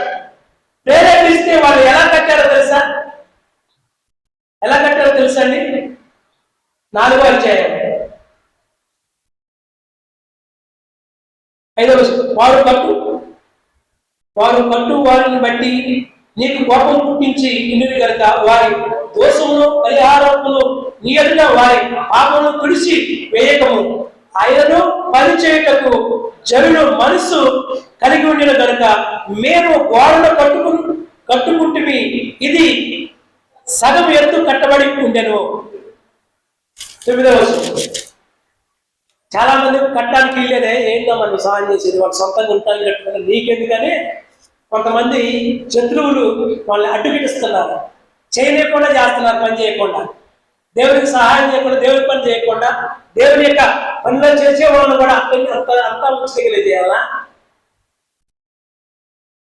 రకరకాలుగా ప్రేరేపించే వాళ్ళు కూడా ఉంటారు ఈ రోజుల్లో. ఆ రోజులలో సర్వ సమృద్ధిగా ఉంటే దేవుడి పని కుంటుపడి ఉంటే నేమ్యా దేవుడి బిడ్డలందరినీ ప్రేరేపించి ఈ మంచి పని చేయడానికి మేము కూడా పూనుకుంటామని, దేవుని కరుణాస్తం నాకు తోడుగా ఉంది, నేను మొదలు పెట్టడానికి పోతున్నా, మీరు కూడా సహాయం చేస్తారంటే ఇటువంటి మంచి పని చేయడానికి మేమెందుకు ఆగుతామని వారి చేతులు పని చేయడానికి, మంచి పని చేయడానికి, దేవుని పని చేయడానికి ముందుకు వచ్చారు. ముందుకు వచ్చే కొంతమంది ఆటంకపరుస్తున్నారు, అడ్డుపడుతున్నారు. 10వ వచనం, 9వ వచనం, 4వ అధ్యాయం 9వ వచనం. మేము మా దేవుని ప్రార్థన చేసి వారి భయం చేత రాత్రి పగులు కావలి ఉంచుటిమి, అప్పుడు యూదావారు బరువులు మోయి వారిను తగ్గిపోయిను, ఉన్న చెత్త విస్తారముగా గోడ కట్టలేమిని చెప్పగా. విస్తారంగా గోడ చుట్టూ ఎంటర్ చేద్దామని అన్ని తీసుకొచ్చి పడేస్తున్నారు, చిరాగ్గా ఆటంకపరుస్తున్నారు. కుటుంబంలో చిరాకు ఉంది, కుటుంబంలో సమాధానం లేదు, కుటుంబంలో నెమ్మది లేదు. ఎవరైనా ఒకరు పూనుకొని ఆయన తీసేసి సరిచేసి ఆ కుటుంబాన్ని బాగు చేద్దాము, మంచిగా దేవుడి దగ్గర నడిపిద్దాము, కష్టాలు తీసి బయట పారేసి ఆ చెత్తను తీసేసి మంచిని హృదయంతో నడిపిద్దాం అనుకుంటుంటే ఆటంకపడుతున్నారు. రోజు రోజుకి వాళ్ళు చేయడానికి పని చేయడానికి కూడా ఆటంకం వస్తుంది, అడ్డుపడుతున్నారు. ప్రార్థించి ప్రారంభించి చేస్తున్నా కానీ వాళ్ళు ఆటపడుతుంటే వాళ్ళు ఏం చేశారంట? ఇక సమయం సమయం కొంచెం 13వ వచనం. అందు నిమిత్తము గోడ వెనుక నున్న దిగువ స్థలంలోను పైనుండ స్థలంలోను జనుల వారి వారి కుటుంబముల ప్రకారముగా వారి కత్తులతోనూ వారి ఈటెలతోనూ వారి పెండ్లతోనూ నిలిచితిరి. అంతటా నేను లేచి చూసి ప్రధానులతోనూ అధికారులతోనూ జనులతోనూ వారికి, మీరు భయపడకుడి, మహాగణులకు భయంకరుడు యెహోవాను జ్ఞాపకము చేసుకుని. ఈ పని చేయడానికి వస్తున్న ఆటంకాలు బట్టి వీళ్ళందరూ దేనికి భయపడకుండా మన దేవుడు అంతకన్నా భయంకరుడు, దేవుని బిడ్డలు కోరుకుంది ఆయన కనిపాపం పుట్టినట్టే ఊకోడు ఆయన ఊకోడు. ఆయన బిడ్డలు ముట్టుకుంటే అంతకన్నా ఎక్కువగా శిక్షిస్తాడు. కనుక మీరు భయపడకండి, భయంకరుడని యెహోవా మనకి తోడుగా ఉన్నాడు అని చెప్పి వాళ్ళ పురికలుగుతూ జ్ఞాపకం చేసుకుంటూ వాళ్ళందరినీ ఇంకేం చేస్తున్నాడు కదా, మీ సహోదరుల పక్షముగాను, మీ కుమారుల పక్షముగాను, మీ కుమార్తెల పక్షముగాను, మీ భార్యల పక్షముగాను, మీ నివాసము మీకున్నట్లు యుద్ధము చేయుడి అంటిరి. వారి యోచన మాకు తెలియబడినది, దేవుడు దాన్ని వ్యర్థము చేసినది. మా శత్రువులు సమాచారము వినగా మాలో ప్రతివాడును తమ పనికి గోడ దగ్గరకు వచ్చెను.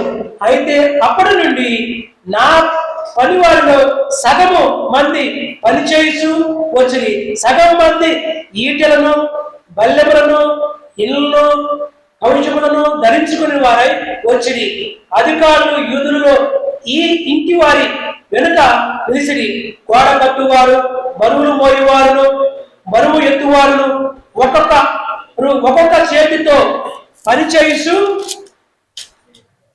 చేసి ఒక చేతిలో ఆయుధం పట్టుకొని ఉంటుంది. ఎలా చేస్తున్నారు దేవుని పని?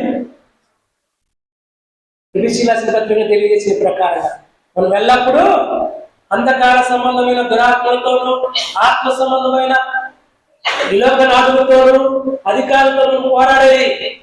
దేవుళ్ళు మన కుటుంబంలో పవిత్రంగా నీతిగా యథార్థంగా ఉండి ఆత్మీయంగా బలపడుతూ దేవుని ఆశీర్వాదాలు పొందుకొని దీవెన పొందుకోవాలంటే మన చుట్టూ ఏ ఆటంకాలు లేకుండా కట్టుకోవాలంటే కుటుంబాన్ని మంచిగా ఇటువంటి ఆటంకాలు వస్తాయి.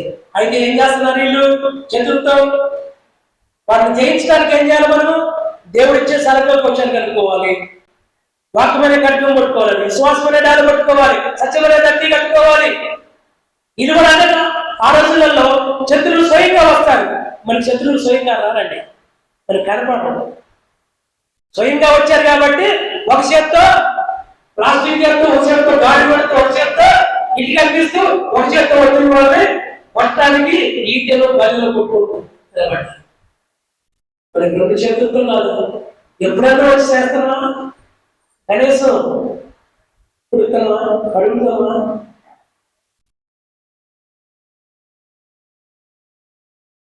ఒక చేతితో పని చేస్తూ దేవుని పని, ఒక చేతితో ఏం చేస్తున్నాక మనం కూడా ఎదిరించేవాడు ఉండాలి. అపవాది అంటే మనం ఒకవేళ అలా చేయటానికి ఒక మనసు ప్రేరేపించి వచ్చి చేద్దాం అనుకున్నా కానీ అబ్బో బయలుదేరిందో భక్తురాలు, బయలుదేరిందో భక్తులు, అదే యుద్ధం. సాతాను మన మీద యుద్ధం అదే. ఇలా ఒక యుద్ధం ఏంటంటే అయ్యే మాటలే. గాయమనే మానిపోదు కానీ బల్లెంతో కొడితే మాటతో చేసిన గాయం మానడం. అటువంటి పరిస్థితి. మరి కుటుంబాలు ఎందుకు కట్టబట్ల? ఎందుకు సమాధానంగా ఉంటలా, నెమ్మదిగా ఉంటలా? కారణం అదే. ఇటువంటి యుద్ధాలు ఇన్ని రకాలుగా సమస్యలు వస్తాయి. అయితే కుమార్తెలేమి, కుమారులేమి, భర్తలేమి, భార్యలేమి అందరూ, నివాసంలో ఉన్న వాళ్ళందరూ ఇల్లు కట్టుకునే విషయంలో, కుటుంబం కట్టుకునే విషయంలో, దేవుని భద్రంగా కట్టుకునే విషయంలో, ఆ ఆలయం హృదయం కట్టుకునే విషయంలో, భద్రంగా కాపాడుకునే విషయంలో, హృదయమే ఆలయము. ఈ ఆలయంతో చేసిన చేయడం ముందు ఈ హృదయం కట్టుకుంటే మీరు కూడా కట్టుకోవాలి. దీన్ని భద్రంగా మన కుటుంబం అంతా కట్టుకోవాలి. పిల్లలంతా మన చేతులు పని చేస్తున్నాయి అలా పట్టుకోవడానికి, అటువంటి చేతులుగా ఉన్నాయని ఎలా ఉన్నాయి మన చేతులు, అలా కట్టే విషయం ఎలా ఉన్నాయి మన చేతులు. ఒక్కల మా వల్ల ఏంటంటే వాళ్ళు ఏం చేశారో దాన్ని కూడా ఇవ్వడం చీకటిదనుకున్నాం.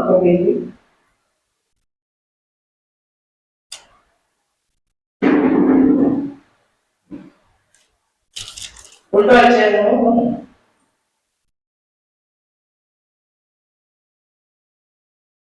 ఆరవ నుంచి మొత్తం చదువుకోవచ్చు. మూడో అధ్యాయం మొత్తము వాళ్ళు ఏం చేశారంటే ఇక్కడ ఎవరికి చెప్తే సమయం తక్కువ ఉంది. ఎక్కడి నుంచి ఎక్కడికి మా కుటుంబం ఏం చేస్తాం చదువుకోండి. ఇంటికి పోయినా మూడో అధ్యాయం మా కుటుంబం ఏం చేస్తాం 7 నుంచి 7కి ఇదిగో నా కుటుంబం చేస్తా, 6 నుంచి 6కి నా కుటుంబం చేస్తా, ఇదిగో వీటికి ఇదిగో నేను చేస్తా, ఈ కుర్చీలు తీసేస్తాను, గొడవలు నేను నా కుటుంబం చేసేది వచ్చిన కదా. ఉదాహరణకి అర్థం కాకపోతే చెప్తాను. దేవుడి పండు ఆ రోజు ఆ దేవాలయం చుట్టూ కట్టడానికి వాళ్ళ కుటుంబం వాళ్ళు పంచుకున్నారు. మా కుటుంబం అంతా ఇదిగో ఇంత ఏదైనా మేము ఇది వరకు మాది బాధ్యత తీసుకొని బాధ్యతగా వాళ్ళు చేశారు. మన చేతులు చేస్తున్నాయని బాధ్యతగా తీసుకొని కొన్ని రోజులు మనం ఆహారము పేదలకు పంచిపెడతాం. దేవుడు ఇచ్చిన ఆశీర్వాదంలో నుంచి కొంత తీసి చేద్దామంటే ఒక్కడే చేయాలి. ప్రయత్నం చేశాను, మొదలుపెట్టి మాదిరి చూపించాం. కొనసాగిద్దామంటే ఎవరు దాని ప్రస్తావనే మర్చిపోయారు. ఆ పని చేయటానికే నువ్వు చేస్తే ఉంటే తర్వాత ఆశీర్వాదం. గిన్నెలు సన్నిలిస్తేనే ప్రతిఫలపోడు. నువ్వు ఈ పని చేస్తే ఇంకెంత ఆశీర్వాదం ఉండాలి. ఆయన పేరట గిన్నెలు సన్నిలిస్తే ప్రతిఫలం పోదని దేవుడు చెబుతున్నాడు. నువ్వు ఈ పని చేస్తే ఇంకెంత ఆశీర్వాదం ఉంటుంది దేవుడు. ఎన్ని ఆత్మలు నశించిపోతున్నాయి, ఎన్ని ఆత్మలు కూలిపోతున్నాయి అంటే ఇది కట్టుకోమని కాదు. ఎన్ని ఆత్మలు కట్టాలి మీ చేతులు. కుటుంబం మా కుటుంబం ఫలాని వాళ్ళనే, ఈ హృదయం వల్ల ఇంటిని ఈ దేవాలయాన్ని వాళ్ళని కడతాను ప్రార్థించి ప్రోత్సాహపరిచి వాళ్ళు బలపరిచి యుద్ధం వస్తాయి, మాట్లాడతాయి. చూసినగా మనం ఈ గ్రంథంలో ఒక చేత్తో అని ఒక చేత్తో ఖడ్గం పట్టుకోవాలి. ఎదిరించడానికి మన విశ్వాసమైన దారి పట్టుకోవాలి. వాక్యమనే ఖడ్గంతో ఆ కుటుంబంలో ఉన్న చెత్త పేరుకుపోతుంది, కష్టానికి అవకాశం లేకుండా అవుతుంది. నా చదివిపించాను కదా, అన్ని చెడ్డలని పేరుకొని పోతున్నాయి వాళ్ళ హృదయాల్లో, వారి కుటుంబాల్లో. ఒక కుటుంబాన్ని మనం నేను ఈ కుటుంబాలు కాదు, నేను ఈ వ్యక్తిని ఈ సంవత్సరంలో, ఈ నెలలో, ఈ 2 సంవత్సరాల్లో దేవుడి చిత్తము ప్రయత్నం చేసిన ప్రార్థించావా? మరి చేతులు పని చేస్తానయా? అలా ఒక ఆత్మను దేవుడి దగ్గర నడిపించగలిగి కట్టావా? పాత నిబంధనలో ఎక్కడో సమృద్ధిగా ఉన్నవాడే ఏం చేశాడండి? సొలొమోను సమృద్ధిగా లేనప్పుడు ప్రార్థన చేశాడు. ఎంత ఆశీర్వదించబడ్డాడు, అన్ని సమృద్ధిగా ఉన్నాయి. ఏమైపోయాడండి? ప్రార్థన ఉందా? ఏం కోల్పోయాడు? నేనే చేసిన ప్రార్థన, సొలొమోను చేసిన ప్రార్థన జీవితంలో పూర్ణ చేయాల. అంత గొప్ప ప్రార్థన చేశాడు. దేవుడే ఆశ్చర్యపోయాడు. తెలుసా? సొలొమోను దేవాలయం కట్టి ప్రార్థన చేశాడు. ఎవరు ప్రార్థన చేశాడు? ఒకసారి రాజుల గ్రంథంలో 1వ రాజుల గ్రంథం తెలుసా? గుర్తులేదు. బైబిల్ మొత్తం మీద అటువంటి ప్రార్థన ఎప్పుడూ చేయాలి.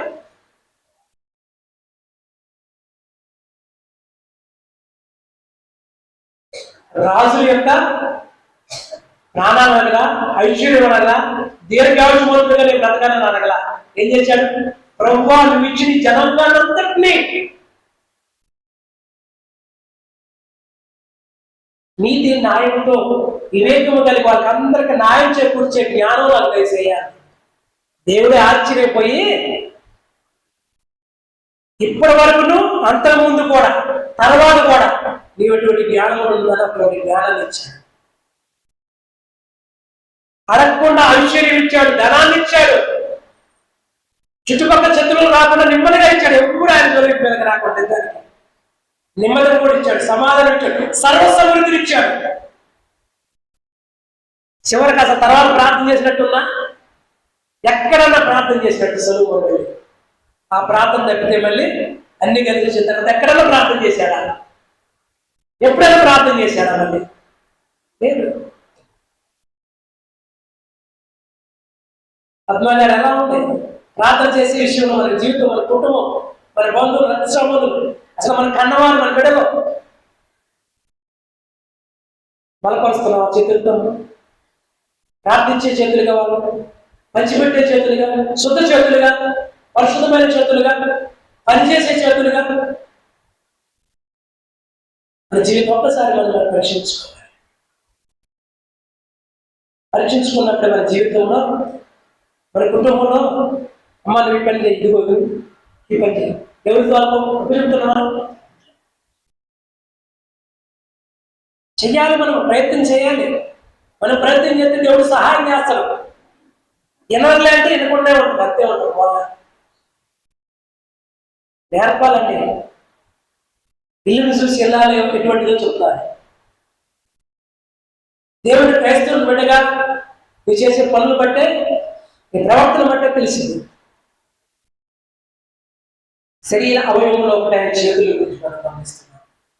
మన చేతులు ఎలా ఉన్నాయి, ఎలా పనిచేస్తున్నాయి, పనికి సిద్ధంగా ఉన్నాయి. ఎప్పుడు చేయాలని ఇసుక్కుండే రీతిగా చేస్తున్నాం పని కూడా. చెప్పాడు కాబట్టి చేయకపోతే ఎవరు అనుకుంటారేమో చేస్తున్నారు. సిద్ధంగా ఉండాలి. సిద్ధంగా ఉన్నాం. ఈ మంచి కార్యం చేయడానికి మేము సిద్ధంగా ఉంటున్నారు. మళ్ళీ పంచుకుంటారు కూడా వాళ్ళే. నేనేం చెప్పలా. వాళ్ళు ఎక్కడి నుంచి చేరుకు మేము చేస్తాం, ఇక్కడి నుంచి వాకతో చేసింది, ఈ పని మేము చేస్తాం, నిర్ణయం తీసుకున్నాను. అక్కడ ప్రతి నెల మనం చెప్పు బతిలాడుతూనే ఉన్నాయి. నువ్వు నువ్వు నువ్వు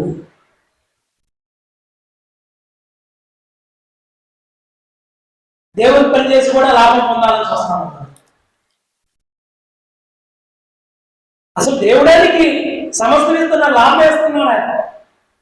పదవైన దేవి ఇవ్వట్లా. అందుకే తిమోతి గారు ఏమంటున్నారు, పౌలు గారు తిమోతి రాస్తే ఏమంటున్నాడు, నీవు మీ ఇల్లు గోడ రక్షించుకున్నట్టు నువ్వు రక్షణ పడాలి. నీ గోడ విని వాళ్ళందరూ రక్షణ పొందడానికి మన చేతులతో కష్టపడి ప్రయాసంతో ప్రతి కుటుంబం బాధేస్తుంది. నిలబడగాల పోలాపోతలేని వెళ్ళాను. తల్లిగారు కన్నీళ్ళు విడుస్తూ ప్రార్థన చేస్తాను. నా పరిస్థితి ఏంటయ్యా? ప్రయత్నం చేసిన దేవుడు శక్తినిచ్చాడు. వెళ్ళి ఆరాధన జరిపించి సహాయం. చూడండి, ఒకసారి మనం పరిశీలించుకుందాం మన జీవితం ఎలా ఉందో. ఆఖరగా 7వదిగా మొట్టమొదటి మనం పరిశుద్ధమైన చేతులు, అర్పించే చేతులు, పనిచేసే చేతులు, ప్రార్థించే చేతులు, పంచిపెట్టే చేతులు, పనికి సిద్ధంగా ఉన్న చేతులు, బలమైన చేతులు. ఇది చాలా ముఖ్యం. మోసగాలి వాళ్ళ చేతి వాళ్ళని బలపరిచాడు దేవుడు. మన చేతులు ఎలా ఉన్నాయి? ఇవన్నీ మనలో ఉంటే మన చేతులు దేవుడు ఏం చేస్తాడంట? బలపరుచుడు. 95వ కీర్తన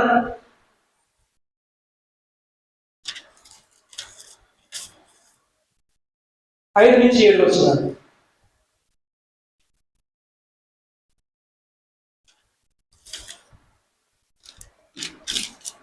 95వ కీర్తన 3వ వచనం చదువుకున్నాం. యెహోవా మహాదేవుడు, దేవుడులందరి పైన మహాత్ముల మహారాజు, భూమాకార స్థలమును ఆయన చేతి పని, పర్వత శిఖరమును ఆయనవి, సముద్రము ఆయన దాన్ని కలగజేసను. ఆయన హస్తం భూమిని నిర్మించను. ఆయన మన దేవుడై మనము ఆయన పాలించు ప్రజలమై ఆయన మేలు గొర్రెలమై రాండి నమస్కారం చేసి సాగిలపడదుము. మనము సృష్టించిన యెహోవా సన్నిధిన మోకరించదుము. నేడు మీరు ఆయన మాట అంగీకరించేలా ఎంత మేలు. ఆయన చేతులు ఎంత బలమైనవి. సముద్రం సమస్తం సృష్టించాడు, మళ్ళీ సృష్టించాడు, మళ్ళీ మేపుతున్నాడు, అని పోషిస్తున్నాడు. ఆయన చేతులు అది సహాయం చేస్తున్నాడు. ఆయన సన్నిధిలో మనం మోకరించి ప్రార్థన చేస్తే ఇంకెంత మేలు. ఆయన చేసిన వేలుకి బలముగా మన చేతులు బలపరిచే దేవుడు మళ్ళీ సమస్తం ఆయన చేస్తున్నాడు బలంగా మన కోసం మనం బలపరుస్తున్నాడు. అంతేకాదు ఆ బలపరిచే చేతులు ఎలా ఉండాలంట 127 కీర్తన 4వ వచనం 127 కీర్తన 4వ వచనం. కుమారుడు యెహోవాకు విశ్వాసము గర్భఫలము ఆయన బహుమానమే. యవన కాలం పుట్టిన కుమారుడు బలవంతుని చేతిలో బాణం లాంటి వారు వారితో కాదండి, చాలా జాగ్రత్తగా వారితో తన అమ్మని పొందిని నింపుకొని వాడు ధన్యుడు. అట్టివాడు చిక్కుపడక గుమ్మను తమ విరోధితో. మన బిడ్డల యొక్క చేతులు బలంగా ఉన్నాయా? బలపరుస్తున్నావా? అలా నింపుకుంటున్నావు మన కుటుంబాన్ని, మన హృదయాన్ని. ఈరోజు వచ్చినప్పుడు కూడా ధన్యులుగా ఉంటాం అలా నింపుకుంటే, అటువంటి బిడ్డలతో నింపుకుంటే, అటువంటి విశ్వాసంతో నింపుకుంటే ఆయన కుటుంబాన్ని. బలమైన చేతులు, బలమైన పని చేతులు బాగా ఎంత పనిచేస్తుందో నీకు నీ బిడ్డలు నీ బంధువులు స్నేహితులు అలా పనిచేసే వాళ్ళుగా ఉన్నారు. అది చిన్న కుమారులైనా కుమార్తెలైనా చిన్న చూపు. వాళ్ళు ఎలా చేయాలి? బలవంతుని చేతిలో బాణం లెక్క అలా నింపుకుంటే ఏమైంది? ఈరోజు వచ్చినప్పుడు మనం ధనులుగా పెట్టండి. ఈరోజు వచ్చినప్పుడు చిక్కుపడకుండా తల వంచుకోకుండా తన బిడ్డను బట్టి తన కుమార్తెను బట్టి తల వంచుకోకుండా ధైర్యంగా సమాధానం చెప్పగలుగుతుంది. మన బిడ్డలు అలా పెంచుకుంటున్నాం. బలమైన చేతులుగా వాళ్ళు చేసే పనులు, వాళ్ళు నడిచే నడత, మన యొక్క ఆత్మీయ జీవితాన్ని ఒక్కసారి మనం పరిశీలించుకున్నాం. అలా ఉన్నవా లేదా పరిశీలించుకున్నాం, చూసుకున్నాం. అలా లేకపోతే సరి చేసుకున్నాం. ఒకవేళ ఇప్పుడు వాళ్ళు ప్రేరేపించబడితే, నేనే చెప్పినప్పుడు ప్రేరేపించబడిన వారందరూ రకరకాలుగా గమనించడం, ప్రేరేపించుకున్న స్త్రీలు వారి చేతితో స్వయంగా నేసి అల్లి పురుషులేమి స్త్రీలేమి ప్రేరేపించబడిన ప్రతి వారు చిత్తపడి దేవుని యొక్క అల్లు. ఇప్పటికైనా మనం ఒకవేళ ఎందుకు ఎందుకండి? ఎవరి కోసం? ఎవరి కోసం అండి? అట్లాంటి కింద కదా. ఎవరి కోసం మన చేతులు ఎలా ఉండాలి? శుద్ధమైన పరిశుద్ధమైన చేతుల నుండి శుద్ధమైన హృదయం ఉంటే యెహోవా చేత ఆశీర్వదించబడి పరిశుద్ధమైన పట్టణంలో ఉంటావు. ఇంకా ఏమన్నారు? మీలో మీరు సర్వ సమృద్ధి కలిగిన వారుగా ఉండాలంటే, ఎక్కడ సర్వ సమృద్ధిగా ఉండి ఆ పరలోక పట్టణంలో ఆయనతో పాటు నివాసం ఉండాలి. ఆయన ద్వారా నువ్వు ఆశీర్వదించబడాలంటే, నీ చేతి పని ద్వారా నువ్వు ఆశీర్వదించబడాలనుకుంటే నీ దేవుడి చేత నీ బలం చేత నీ బంధువుల చేత నేను సంపాదించుకొని బాగుపడాలంటే అది ఇష్టం. యెహోవా చేత ఆశీర్వదించబడాలంటే నీ చేతులు ఎలా ఉండాలండి? పరిశుద్ధమైనయు, పంచిపెట్టేయు, ప్రార్థించేయి, పనిచేసేయి, ఇంకా బలమైనవి, ఇంకా ఏది మిస్ అయింది?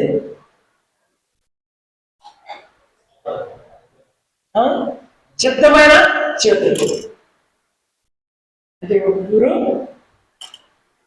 ఇల్లు ఎదురుపడుతున్నారు, అది మనకి బలం కాదు. ఎందుకని రాసుకోలేదు కదా, ఇంటి కొద్ది మర్చిపోతాం. పశువుల లయం, గేదెల లయం అయ్యి దొరికిన శుభ్రంగా తిని కడుపు నిండా నింపుకొని ఆయన ఏం చేస్తాయి? కొనుక్కొని నవ్వేస్తాయి ఇంటికి వచ్చి పొలంలోకి వచ్చి. అప్పుడు వాడికి ఏమైంది? ఈ వాక్యాలు కూడా విని రాసుకొని మనం తిరిగి పోయి చూసుకోకపోతే ఏదే గుర్తుంటాయి. నాకే గుర్తుండవు, అందుకే రాసుకుంటున్నాను. ఎప్పుడు నాకు పుస్తకాలు రాసాను పెట్టేసుకుంటున్నాను. మళ్ళీ ఒకసారి చూసుకుంటాం. నేను బలంగా పొందుకోవడం కోసం ఆశీర్వాదం పొందుతాడు. గీతలు పశువులు తింటే ఆరోగ్యం కాదు, బలం కాదండి. అవి ఎవరు వేసినట్టే మనం కూడా దేవుడి వాక్యం మీద ఇంటికి వెళ్ళి కూర్చుంటే కాదు. అందుకే పెళ్లి పుస్తకం ఎప్పుడు ప్రతిదీ రాసుకుంటే అది నా జీవితానికి ఏంటి, నా కుటుంబానికి ఏంటి, నా రక్త సముద్రానికి ఏంటి, నేను చెప్పింది మొత్తం అదే. పరిస్థితులన్నీ ఒకసారి నీవు, నీ కుటుంబము, నీ భార్య, నీ పిల్లల కుమారుడు కుమార్తెలు, నీ ఇంటి వారు ఇంత స్పష్టంగా చెప్పిందండి. ఒక్కరు రాసుకున్నా తర్వాత గడప దాటంలో ఏమన్నా ఒక్కడన్నా అది మీకు పని చేసేదా, నాకు పని చేసేదా? కొంతమంది చదువు రాదండి, ఆట రాదంటారు. అదే ఒక 500 ఇచ్చి ఒక గుప్పెడు 2 గుప్పెడు చిల్లర పోసి 500 మనం తీసుకొని పోమని పోతే చదువు వచ్చిన 1-2 సార్లు ఇంటికి పోయి లెక్క పెట్టింది ఇంకా అవునా కాదని చదువు వచ్చిన వాళ్ళు పిలిచి లెక్క చేసి, అమ్మ కూరగాయలు 10 రూపాయలు తీసుకున్నా, ఇదిగో జీలకర్ర 10 రూపాయలు తీసుకున్నా, కందిపప్పు 20 రూపాయలు తీసుకున్నా, ఇది తీసుకున్నా 500 ఇచ్చిన ఇన్ని ఇచ్చాడు, ఇది సరిపోద్దా దానికి దీనికి చూడమ్మా అని తెలుసుకుంటే మనిషి పెడతాడు. ఎంతో కట్టి ఇచ్చిండే ఏదో తెలుసుకున్న సార్లు అనుకు నువ్వు ఉంటావా?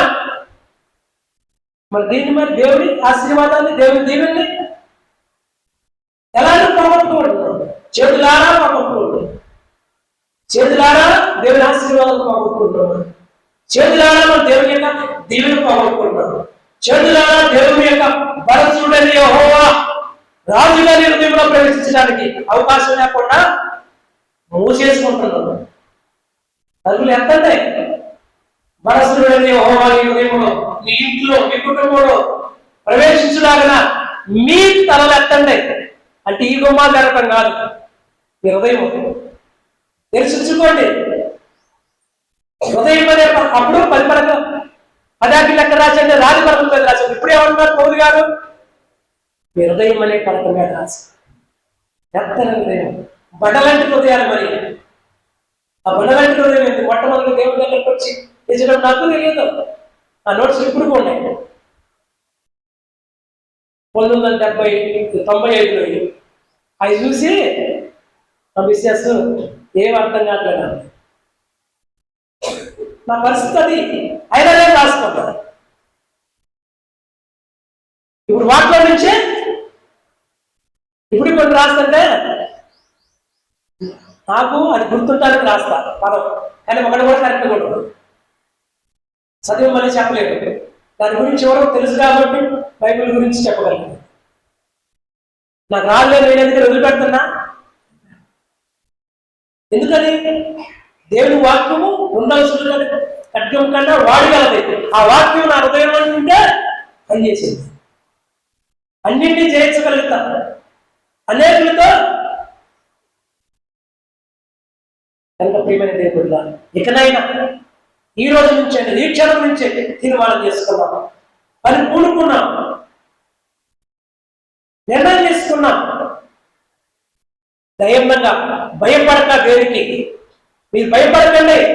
వాళ్ళు భయపడుతున్నారు, పేరుకుపోతుంది చెత్తాలి, కట్టడానికి అవకాశం లేక మరి కుటుంబాలు పేరుకుపోతుంది చెడ్డ సమస్యలన్నీ కుప్పలు వచ్చి పడుతున్న సమస్యలు పేరుకుపోతున్న వాటి నుంచి ఎట్ట భయపడాలో అర్థం కాని పరిస్థితి. భయపడకు. కరుణ హస్తము కలిగిన దేవుని యొక్క సహాయము, ఆయన చేతి సహాయం, కరుణ కలిగిన దేవుని సహాయము నీకు ఉంది, నాకు ఉంది, అందరికీ ఉంది.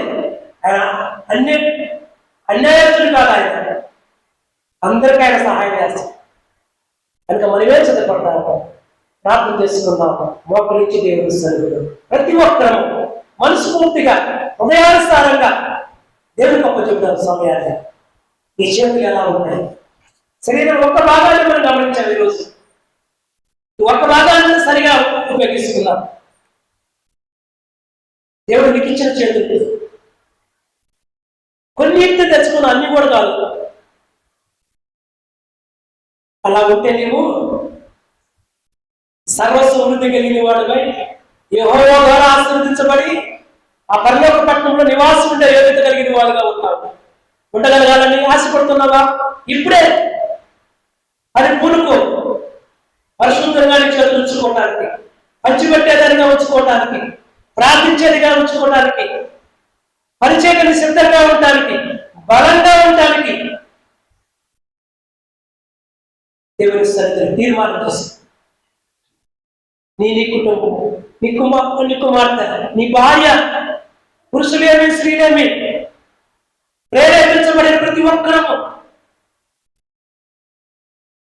పరిశక్తిలో లేకుండా హృదయంలో రక్షించుకునే కొరది దేవుని యొక్క పనిలో అనేక ఆత్మలు నశించిపోతున్నాయి. ఆ రోజు అక్కడ యెరూషలేము దేవాలయం పాడైపోవడమే కాకుండా ఇక్కడ అనేకమైన దేవునికి ఆలయమైన హృదయాలు పాడైపోతున్నాయి. చికలాస్తులో ఉంది, చెత్త పేరుకొనిపోతుంది. దేవుడి నివాసానికి ఏకంగా లేకుండా ఉన్నాయి హృదయాలు. హృదయమే దేవునికి ఆలయం, నివాసస్థలము, సజీవమైన రాళ్ళ మందిరంగా కట్టబడాలి మాత్రము. అలా ఉండాలంటే ఇప్పుడే నీవే. అందుకే నేను రక్షించింది, అందుకే నీకు సహాయం చేస్తుంది, అందుకే నీకు తెలివినిచ్చింది, బలాన్నిచ్చింది, ఆరోగ్యాన్నిచ్చింది, పనికిచ్చింది. నువ్వు చేయడానికి సిద్ధంగా ఉండవా? పరలోకములో ఆ పరిశుద్ధ పట్టణములో ఆయనతో నివాసం ఉండలేవు, దేవుని ఆశీర్వాదం ఉండదు, సర్వ సమృద్ధి కలిగిన వారిగా ఉండలేవు. అన్ని విషయాలు ఆయన కృప విస్తరించదు. అది కావాలని ఆశపడుతున్నావు. ఇప్పుడే దేవుడి మీకు ఎప్పుడు సిద్ధంగా ఉన్నాడు. ఆయన గాయపడ్డ ఆశపిస్తూ ఉన్నాడు. క్రీస్తు తన పొందిన గాయంతో మనకు స్వస్థ కలగజేశాడు. ఆయన పొందిన దెబ్బల చేత పాపం నుంచి, శాపం నుంచి విడుదల కలగజేశాడు. ఇప్పుడే నువ్వు తీర్మానం చేసుకో. నీవు ఆత్మలో పడిపోకుండా అగ్ని నుంచి ఒక్కరినైనా లాక్కని ప్రయత్నం చేయి. ముందు నువ్వు రక్షణ పొందుకుంటే అనేకుల్ని దేవుని యొక్క ఆలయాలను పాడు చేసుకుంటున్నారు. ఆలయాన్ని శుద్ధి చేయడానికి సిద్ధపడు. ప్రార్థన చేసుకుని ప్రతి ఒక్కరు అలా ప్రార్థన చేసుకుని అది కోరుకోవడానికి సిద్ధంగా ఉన్నది, సిద్ధంగా ఉండమంటుంది. తెలుసుకోండి. సర్వాశ్చర్యవాదన కారణభూతుడా నా ప్రియాలండి, నీ పాదం దగ్గర గోజాడుతూ మనపెడుతూ జ్ఞాపం చేస్తున్నట్టు ఆడుతున్నావు. నా శరీరం శిథిలమైపోయినా ఆత్మ నాయన నిత్యము నీ దగ్గర ఉండాలి ప్రభా, నీతో నివాసం చేయాలి తండ్రి. నా చేతులు ఏమి చేస్తే అలా ఉంటుందో ఆశీర్వదించబడతారు నీ ద్వారా.